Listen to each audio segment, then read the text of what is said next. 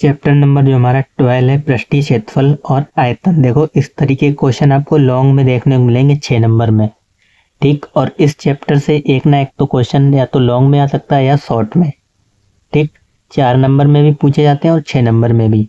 ये देखो 6 मार्क्स में पूछा गया था प्रीवियस ईयर में, कह रहा है एक अर्धगोला और एक लंबवृत्तीय शंकु के समतल आधारों को जोड़कर एक ठोस निर्मित किया गया है, ठीक। यानी एक अर्धगोला है और एक लंबवृत्तीय शंकु है, ठीक, के समतल आधारों, यानी जैसे कि ये है, देखो एक आपके पास क्या है, एक शंकु है, ये शंकु है और एक अर्धगोला है, ठीक। ये अर्धगोला मान लो, कह रहा है ये वाला समतल भाग कहलाएगा, ये चीज है, ये वाला इनका समतल भाग कहलाएगा। कह रहा है इन दोनों को जब जोड़ते हैं तो एक ठोस निर्मित हो जाता है। जब आप इन दोनों को जोड़ोगे तो किस तरीके का ठोस बन जाएगा, ये बन जाएगा, यानी अर्धगोले के ऊपरी ये बना हुआ है, ठीक, एक तरीके से। जब इन दोनों को जोड़ोगे तो इस तरीके की आकृति बन जाएगी, ठीक। अब कह रहा है यदि इस प्रकार बने ठोस का संपूर्ण आयतन 45 पाई घन सेंटीमीटर है तो शंकु की ऊंचाई 9 सेंटीमीटर है और शंकु की ऊंचाई 9 सेंटीमीटर, तो उभयनिष्ठ समतल का व्यास ज्ञात कीजिए। उभयनिष्ठ का मतलब होता है जो दोनों में कॉमन हो। यहाँ पे ये वाला जो समतल है, जब हमने इन दोनों को लगाया तो ये चीज दोनों में कॉमन होगी, ठीक। इस समतल का क्या पूछा गया, व्यास पूछा गया है, नहीं यहाँ से यहाँ तक पूरी हमें पूछी गई है, ये दूरी पूछी गई है, ठीक। तो त्रिज्या आप निकाल लो, उसका दोगुना कर दो, व्यास आ जाएगा, ठीक। इतना ही हमें करना है। तो लिखोगे दिया है, क्वेश्चन में जो जो दे रखा हो उसे लिख लो, दिया है।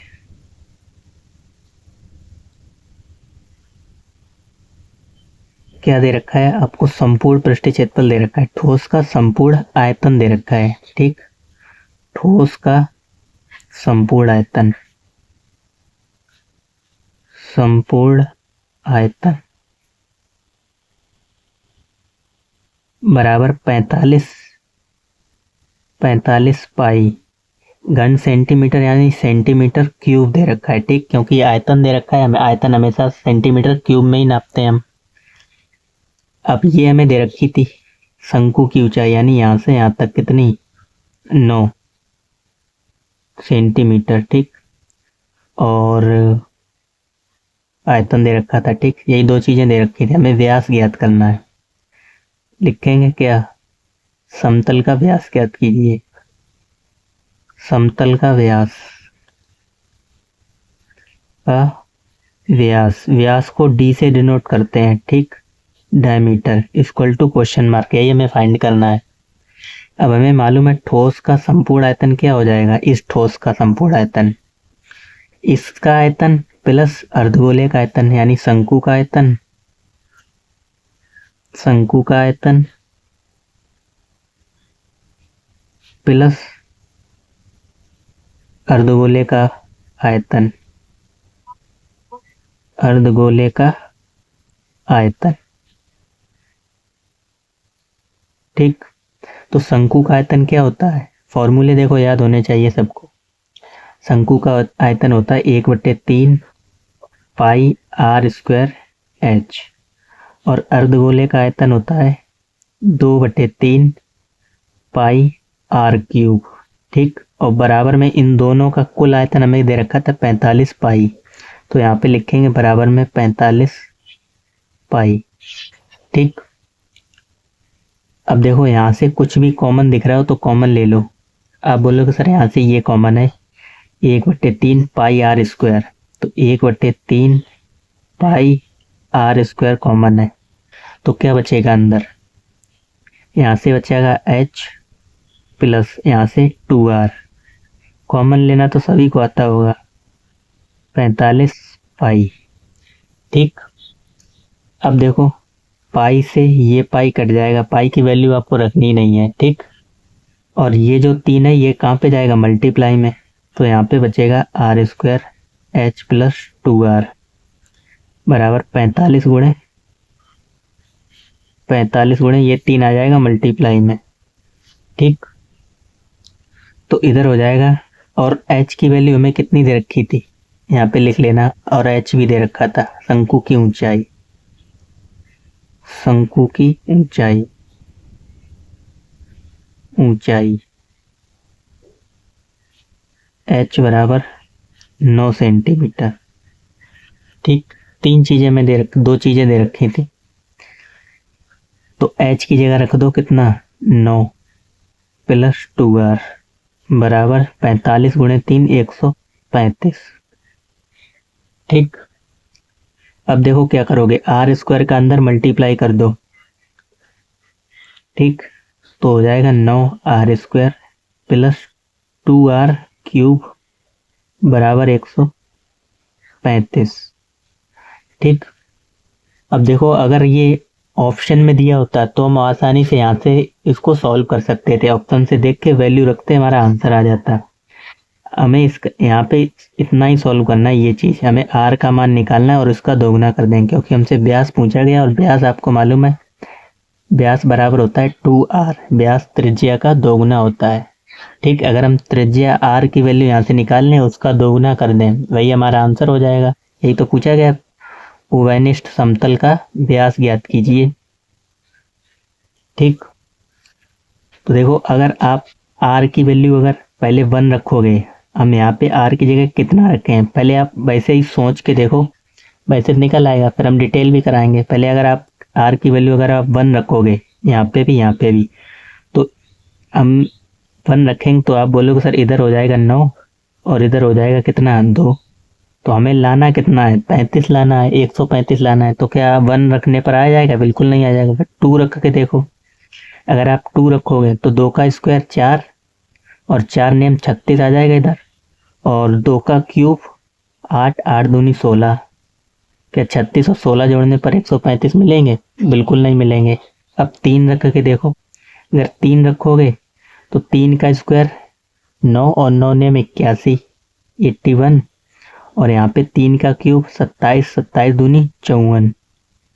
ठीक, 4 और 1 5, 8 और 5 13, यानी 3 रखने पर हमारा बराबर आ रहा है, यानी r की वैल्यू जो होगी वो 3 होगी।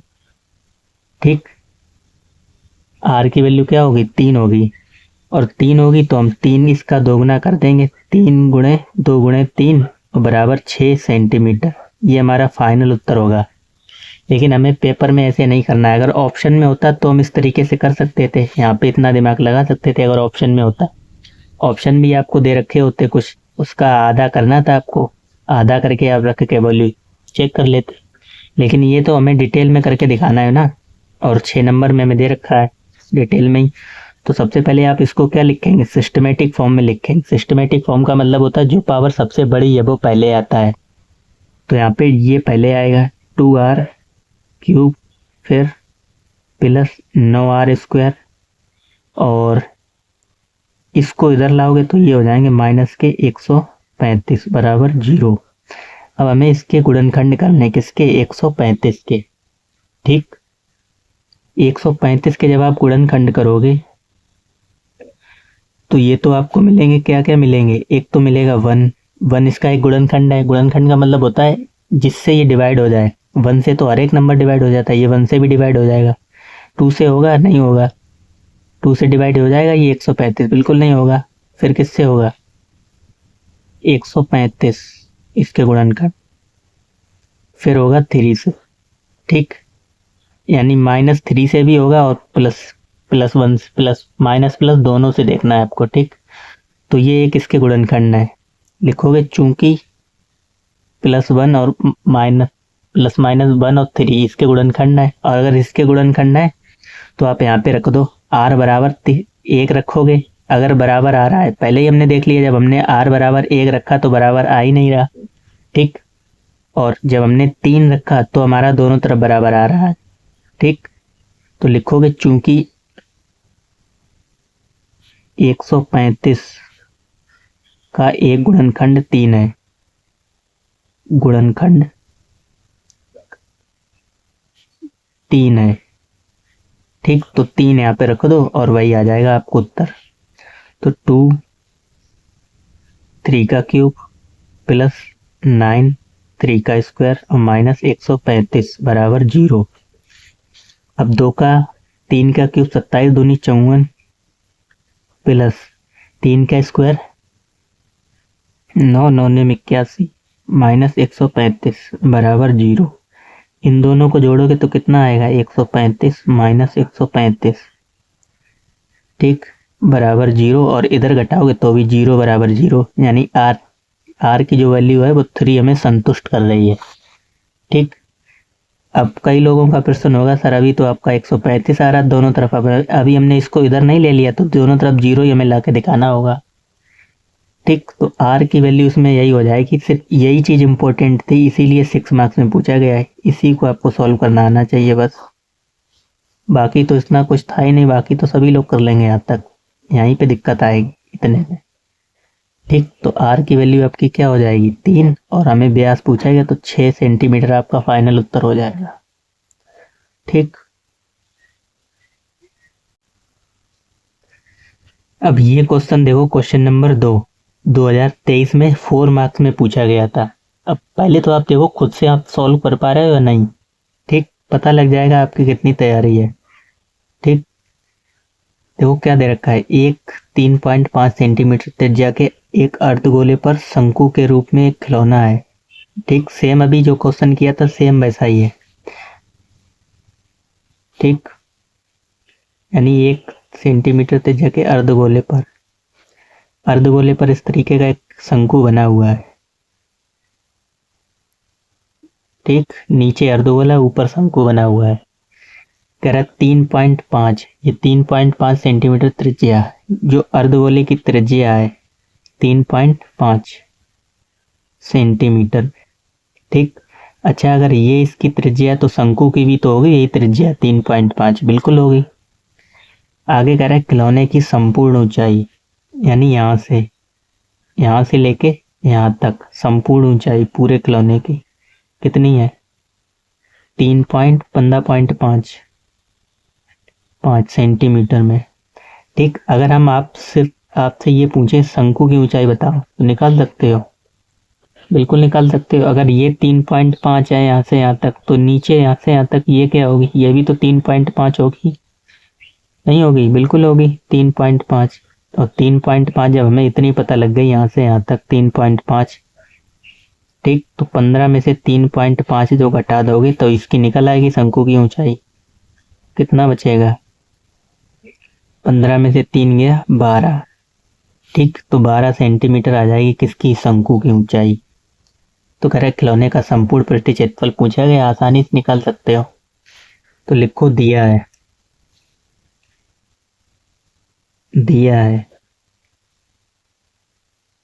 क्या क्या दे रखा है, अर्धगोले की त्रिज्या दे रखी है, अर्धगोले की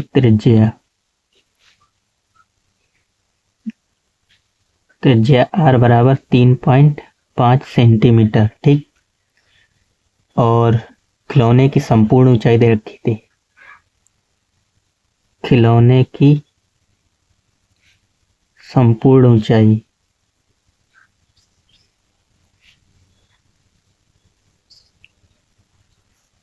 कितनी दे रखी थी 15.5 सेंटीमीटर। अब हमें शंकु की निकालनी है तो लिखोगे शंकु की ऊंचाई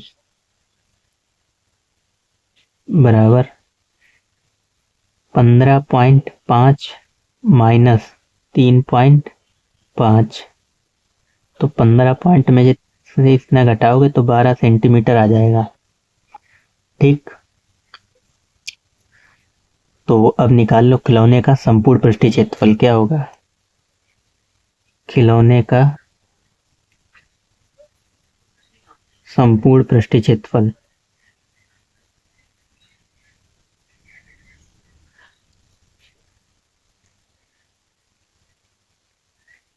आपको लिखना है पूरा कायदे से, जितना आप लिख के करके आओगे उतने ही मार्क्स अच्छे मिलने हैं, और जो डायरेक्ट इतना ऐसे शॉर्ट लगा देगा तो आधा तो नंबर काट ही लेता है एग्जामिनर, ठीक। खिलौने का संपूर्ण पृष्ठीय क्षेत्रफल क्या होगा, शंकु का क्षेत्रफल प्लस अर्धगोले का पृष्ठीय क्षेत्रफल, शंकु का क्षेत्रफल, शंकु का पृष्ठीय क्षेत्रफल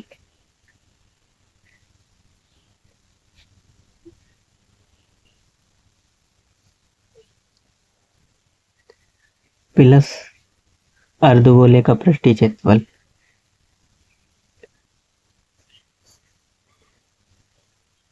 पृष्ठीय क्षेत्रफल, ठीक। फॉर्मूले तो हम बार बार आपसे कहना याद होने चाहिए। शंकु का पृष्ठीय क्षेत्रफल पाई आर एल होता है और अर्धगोले का पृष्ठीय क्षेत्रफल 2 पाई आर स्क्वायर, ठीक। अब क्या करोगे, देखो आपको एल मालूम है, एल हमें मालूम ही नहीं है, जबकि हमें एच मालूम थी यहां से यहां तक की ऊंचाई, ये ठीक। एच ये मालूम थी यहां से यहां तक, यहां से यहां तक कितनी 12, लेकिन हमें एल नहीं मालूम। एल कौन सी होती, तिर्यक ऊंचाई ये वाली, तो पहले हम एल निकाल लेंगे, ठीक। और ये भी आपको साइड में निकाल के ही दिखानी है, चूंकि एल स्क्वायर बराबर होता है H square plus R square. अच्छा, एल तो हमें निकालनी है, ये रूट लग जाएगा उधर, H square plus R square. L बराबर एच का मान 12 का स्क्वायर प्लस, अब देखो 3.5 है, कई लोगों को दिक्कत होगी 35 का स्क्वायर नहीं मालूम होगा, तो आप इसको ऐसे लिख सकते हो 35 को 3.5 नीचे आ जाएगा 10, किससे काटोगे 5 से, 5 सत्ते 35, 5 दूनी 10, यानी यहाँ पे लिख सकते हो 7/2 का वर्ग, ठीक। 7 का वर्ग सभी को मालूम है, 2 का भी वर्ग सभी को मालूम है, 12 का वर्ग 144 और प्लस 7 का वर्ग 49 और 2 का वर्ग 4, ठीक। एलसीएम लो, एलसीएम लेके इसको सॉल्व करो, एलसीएम आ जाएगा 4 ही एलसीएम आएगा, इसके बट्टे में कुछ नहीं तो 1, 4 एलसीएम आ जाएगा, यानी 4 को इससे गुणा करो, 4 चौके 16, एक हासिल 4 चौके 16 और एक 17 की 7, एक हासिल 4 एकम 4 और एक 5, 576 प्लस 49, ठीक।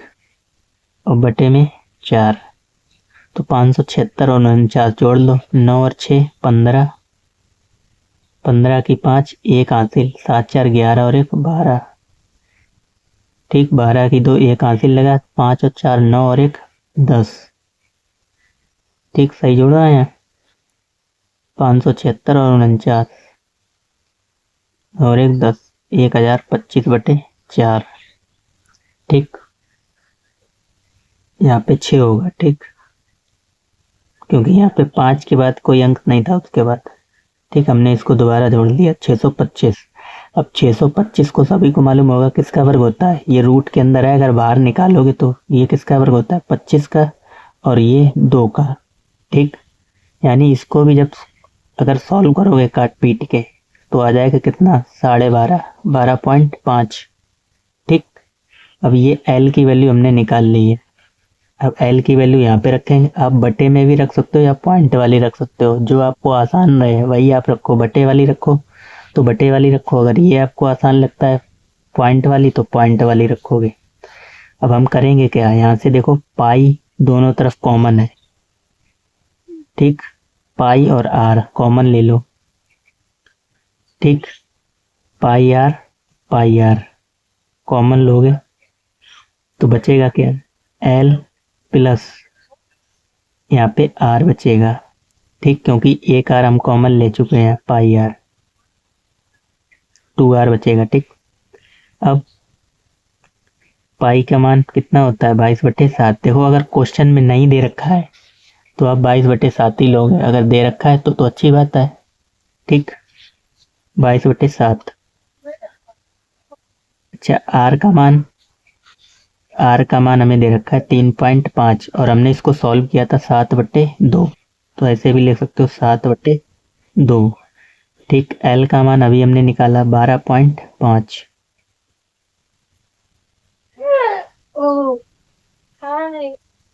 और यहाँ पे आर की वैल्यू थी कितनी 3.5 और इसका दोगुना करोगे, 3.5 का दोगुना कितना +7, ठीक, जोड़ लो। देखो यहाँ से 7 खत्म, 2 से 11 बार। ठीक, 12 में जोड़ोगे कितने, 12.5 में 7 तो कितना हो जाएगा 19.5। ठीक, और इधर का था 11 मल्टीप्लाई।